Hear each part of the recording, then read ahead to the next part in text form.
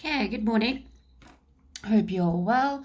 And yeah, we're going to start with intermolecular forces. I'm sure you've heard the phrase every now and again. So we are now going to officially start it. Now, this might overwhelm you at first, but if you just follow the steps, you'll be fine. It's really not that bad. And if you think logically, you'll understand. Okay, so the first thing is, let's just take a look what an intermolecular force is. So we're going to abbreviate it to IMF, just because it's a long word to say all the time. But there's two types of words. There's intramolecular forces and intermolecular forces. So if you think of intra, this means within. Okay, so within. So it's the forces or the bonds within a molecule. So you could actually say within molecule instead of intramolecular. And these are the bonds between atoms within molecules and compounds. So for example, you have your ionic, your covalent, and your metallic. Those are then also called your intramolecular forces or bonds. Okay, we then get intermolecular forces. So it's between molecules. So imagine an international event. International means between nations. And technically an intranational means within a nation. So if you think about, I don't know, rugby, think of an intra or a national competition would be like between, I don't know, Sharks and Bulls. I think those are rugby teams. Okay, within the country. But an international rugby event would be between England and South Africa. Okay, I hope that makes sense. So that's the analogy. So an intermolecular force is a weak force of attraction between molecules, ions, or atoms of noble gases. Okay, not in ionic compounds. They have their intramolecular force. So this is only covalently bonded molecules. So that's where they have the molecules. So let's just take a look here.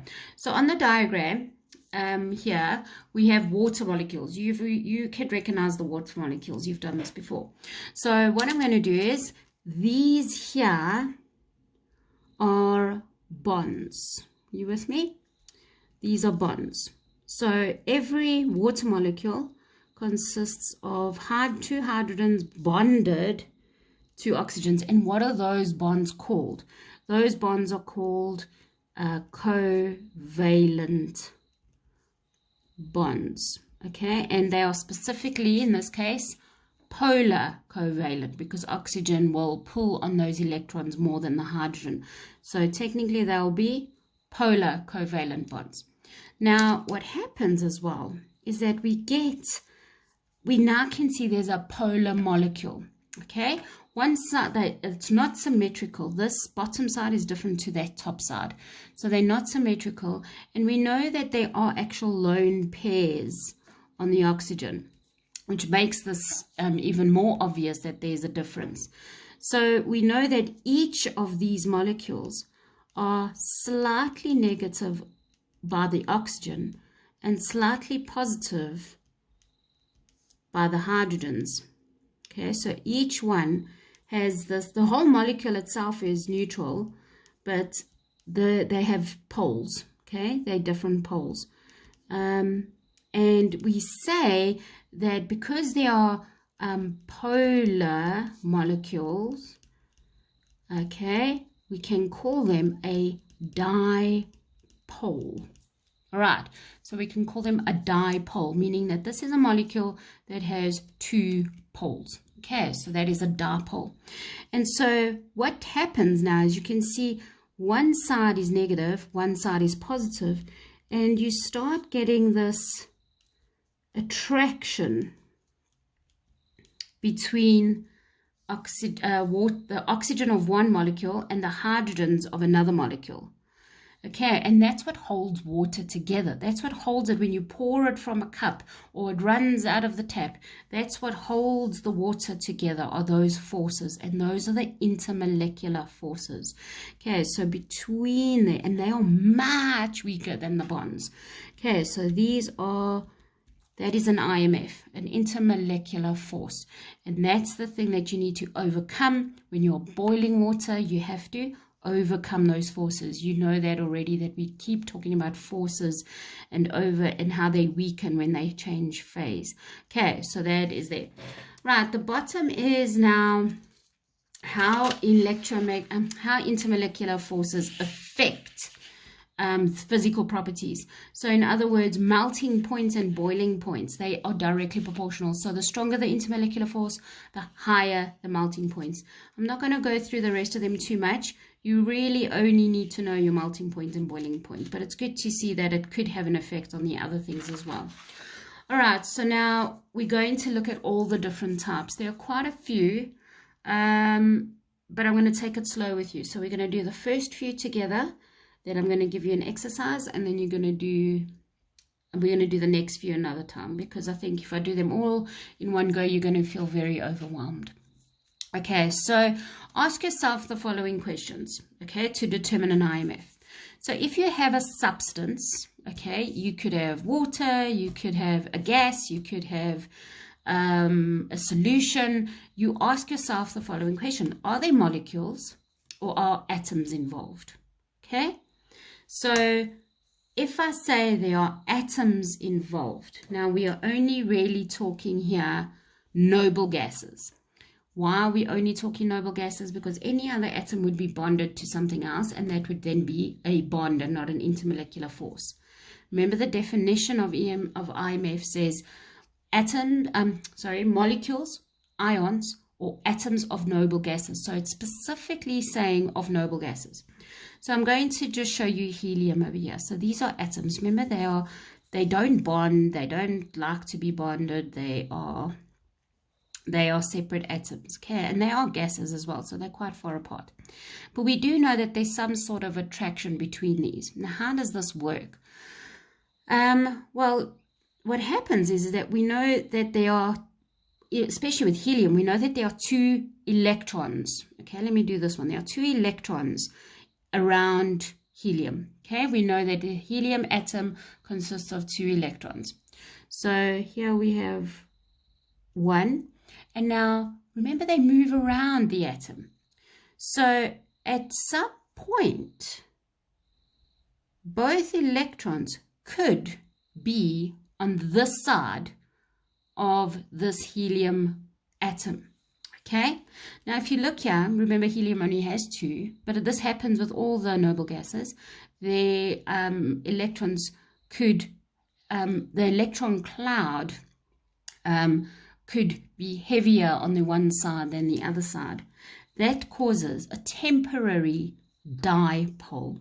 Okay, so a temporary dipole. Okay, that means that for a moment, this one has a slightly negative side and a slightly positive side, just for a moment. And what this one reacts and goes, oh, you are more negative this side. My electrons are repulsed by your negative side. And so this one, the electrons on this one move this side as well, and they become negative and positive. And so for a split second, or for a moment in time, there is an attractive force between those 2 heliums.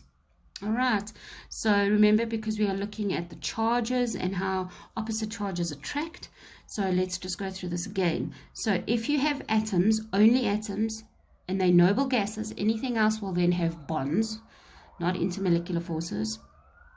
And we've got noble gases only. So here we have helium. Helium's 2 electrons move around the helium.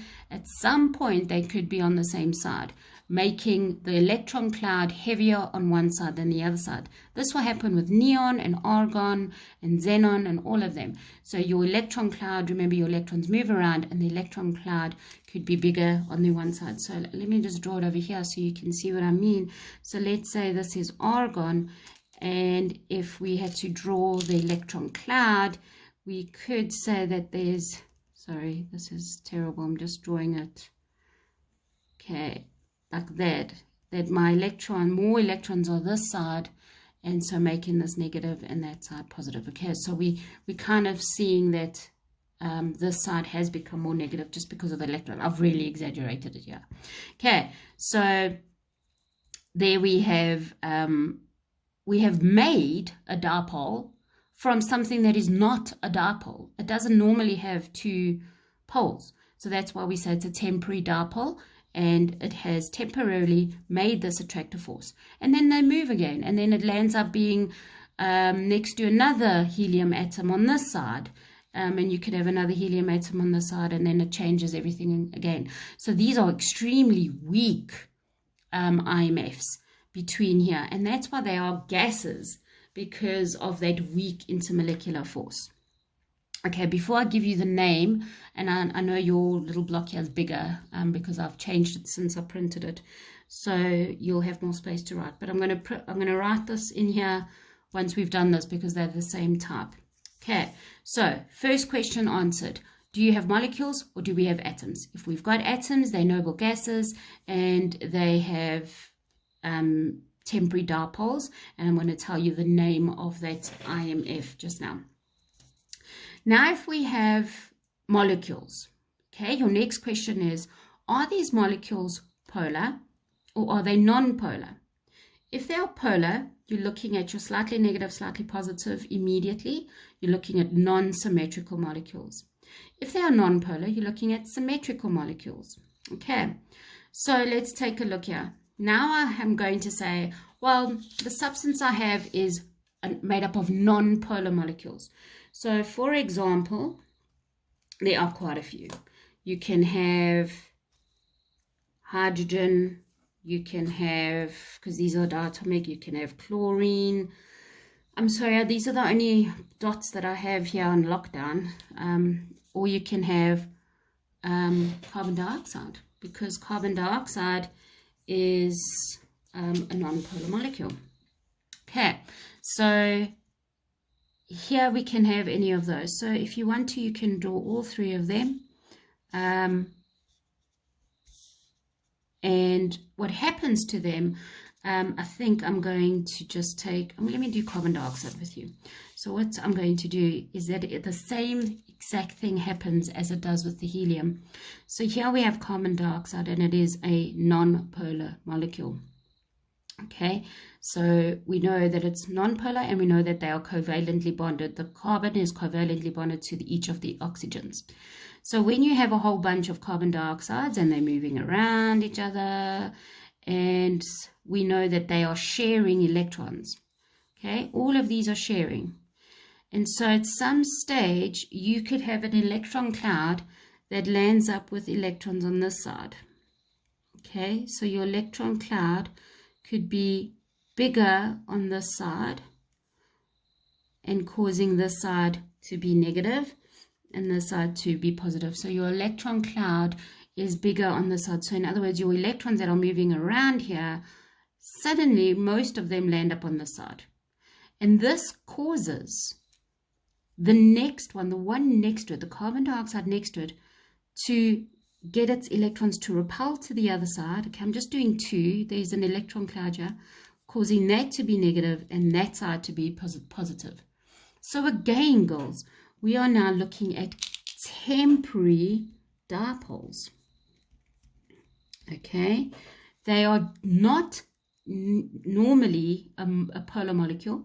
They don't have two different poles, but for temporarily, we are going to make a dipole, a polar molecule, because the electrons moving around the molecule, because they're all sharing, could at some stage land up on more on one side than the other side, creating this dipole.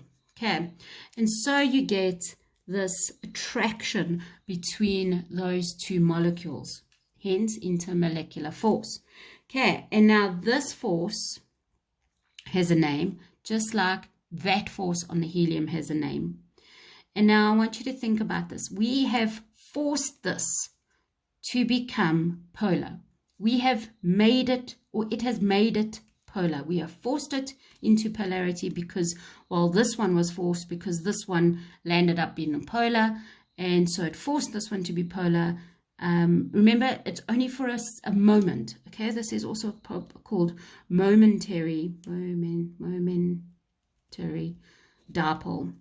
Okay, because the very next second these will move away and it will become neutral again and could go the other side. This side could become negative then and carry on. So they are temporary dipoles. They don't last forever, but they are forced into dipoles. So the next one next to it, the carbon dioxide next to this one, could be forced to become a dipole as well.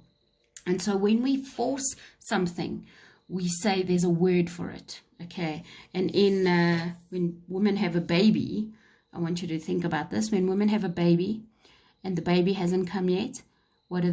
They force labor, and there's a word for that. It is induction. They're inducing labor, and this is exactly what this is. We are forcing a dipole here in these two categories, in either our atoms or our non-polar molecules. We are forcing it to become polar for a moment, and so we say it is an induced dipole. Okay, one of them has been induced, and it causes another one to be induced. So it's between an induced dipole and an induced dipole. I know this is it's a weird name, I know. So it could be called an induced dipole, between an induced dipole was made into a dipole, not naturally a dipole, which caused another one to be made into a dipole. And so we have an induced dipole force. Okay, now a bit of lighter news. There's another name for this one, and we can call it the London force. Okay, it's also called the dispersion force. Okay, also called London dispersion force. Okay, so anything like that. So most people remember the London forces. You'll be marked for any one of those three words. But I'm just trying to get you to remember that it's been made into a dipole. It's not naturally a dipole, both of these. And so there's the induced into dipole, induced into dipole force. Induced dipole between an induced dipole and an induced dipole, also known as a London force and a dispersion force. Okay, so the force over here between two carbon dioxide molecules is called a London force. Okay, or any of those. All right. Now let's take a look. So now we've looked at, are molecules or atoms involved? Atoms, yes. London forces are between atoms of noble gases. Okay, your molecules, are they polar, non-polar? Non-polar will also have London forces. But now what happens if you have polar molecules? So now polar molecules divides again. Now polar molecules, are there polar molecules which contain hydrogen with nitrogen, hydrogen with oxygen, hydrogen with fluorine, because these are very specifically those three elements. Okay, nothing more. Now, while we know that these molecules are polar, but what we also know is that the difference in electronegativities is extremely high here. So you have a very strong or very high or very strong dipole. Okay, we have big differences between one pole and the other. For these specific atoms, girls, I can't emphasize this enough, it's NOF, and I want you to remember it as you've had enough. Okay, I did try and think of FON because you have FON in science, but I can see Zante rolling her eyes. So you can have enough of science and know it's NOF with hydrogen. Okay, so let's take a look. If it has hydrogen with nitrogen and oxygen and fluorine, what type of molecules are we looking at? Well, we're looking at ammonia. Okay, think of ammonia. NH3, nitrogen and hydrogen. We're looking at water, oxygen and hydrogen. we're looking at hydrogen fluoride, HF, okay? H2O. We're looking at alcohols, carboxylic acids. So that's from your organic. And yes, we're going to do this in organic this year as well. Okay, so let's take a look. My ammonias are a little big, but let's just take a look. So I'm going to do them sideways so that you can see what's going on. Okay, so over here, we know that we have a lone pair here on my nitrogen and a lone pair here. These are clearly polar molecules, okay? So that's why it's under the polar. So it is 2 dipoles, okay? So they're 2 dipoles, but these are very special dipoles. It's specifically where hydrogens are bonded with molecules that have a nitrogen, an oxygen, and a fluorine, okay? We know that alcohols have OH, and carbon dioxide, carboxylic acids also have OH. Okay, so they must have NOF. Okay, so we know that this one has a negative side and a positive side. This side has a negative side and a positive side. And these are dipoles, but these are much stronger than normal dipoles because the difference in electronegativities here is so much bigger. So this is very much negative and very much more positive than a normal dipole. Okay, please remember specifically with molecules that have hydrogen and nitrogen, oxygen, and fluorine. Okay, those 3 only. Okay, and so this one has a very special name, and it is called hydrogen bonds. Okay, this is a bone of contention because now I'm telling you these forces are now bonds. Okay, and if you've done what's it called, DNA in biology, in life science, you'll know that the DNA consists of hydrogen bonds. But I'm going to put bonds in inverted commas because it's not really a bond, but they are strong. These are actually the strongest intermolecular forces. So I also want you to always write the word force afterwards, okay? Because if you start talking about bonds in any explanation regarding intermolecular forces, they're going to mark you wrong. I'm going to mark you wrong, okay? So hydrogen bond forces. So from now on, they are just called hydrogen bond forces, okay? I don't want you to stop with hydrogen bond, okay, because it is confusing. So hydrogen bond forces. So you always remember that it's a force between this ammonium molecule and this ammonium molecule because they have such big or different dipoles that the force of attraction between 2 of those molecules is quite high, okay? And it's specifically between hydrogen and nitrogen, hydrogen and oxygen, hydrogen and fluorine. Okay, please, please, please remember that. It just creates a very, very strong attractive force between the positive side of one molecule and the negative side of another. They are called hydrogen bond forces.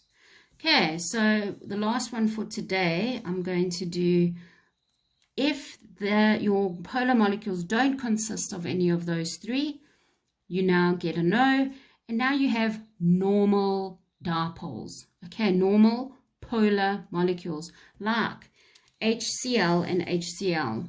Okay, now actually Cl is a much bigger atom than hydrogen, but again, girls, I just happened to have bought these dots for the grade 8s for this term, and I'm using them now. Okay, so if I've got this, now you can clearly see, look at it, you can see these are polar. Okay, but it doesn't have NO or F, it's got Cl. Even though there's an H, it's got Cl. Please, just because something has a hydrogen in it doesn't mean that it's hydrogen bonds. Okay, it's only if hydrogen with NOF. All right, so here we have a dipole and a dipole, polar molecule, polar molecule. So again, we already know that this is going to be slightly positive, and this is slightly negative because also we know that the Cl will have lone pairs on that side. Okay, so the Cl will have lone pairs and that will influence the polarity. So we've got negative and positive. But remember, the difference in electronegativities are not as as strong as, or not as big as, the difference in electronegativities here. So these electrons can move around quite a lot more freely than these. Okay, the electron cloud here is very much more up here than over here. Okay, so again, we've got this force of attraction between the negative side of this molecule and the positive side of that molecule. Okay, these are permanent dipoles, not like these, where the molecule themselves are not polar, but just for a split second they become polar. These are proper polar molecules. They are permanent dipoles, and so they'll never break these, well, they're not never, they can overcome this force, but it's a lot weaker than this force, because these can change their polarities. These can't. Okay, and so this one's an exciting name because it is just a dipole force. So it's only between a polar molecule and a polar molecule that are permanent polar molecules. So a dipole and a dipole, and it's the force between two dipole molecules, and so it's called dipole force. Okay, right, if you're a little confused, maybe go back and watch the video again. You've got an exercise over here. I think it's exercise 10.1, number 1, 2, and 3. I want you to please do that now for me. Please ask questions if you need to. Yeah, I'm going to finish off. There are some more intermolecular forces that we're going to do tomorrow. I see you for half an hour. I'll give you I think you're gonna have a task tomorrow on Thursday. I think there's a task on Thursday. Anyway, we'll sort it out. Okay, so please make sure you understand. Ask me questions if you need to. Email me, message me, whatever. Please remember, if you ask a question, somebody else is probably also wondering the same thing. Okay, please make contact. I'm missing you guys so much. Okay, have a good day.